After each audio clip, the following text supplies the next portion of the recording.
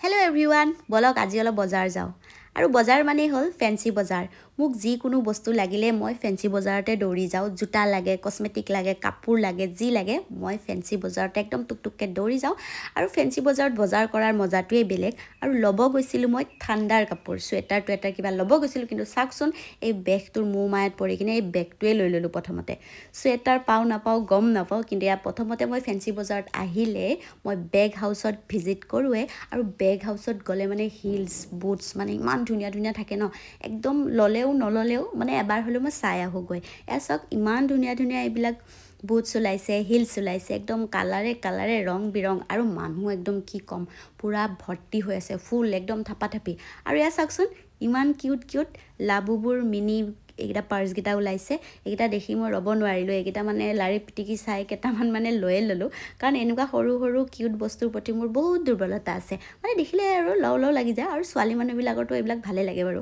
আপোনালোকৰ কেনেকুৱা লাগে কমেণ্ট কৰি জনাব আৰু গাইজ বেগ হাউচত বেগ হওক চেণ্ডেল হিলছবিলাকৰ দাম বহুত বাঢ়িছে আগৰ তুলনাত আগতে ইমান দাম নাছিলে এতিয়া মানে বহুত বেছি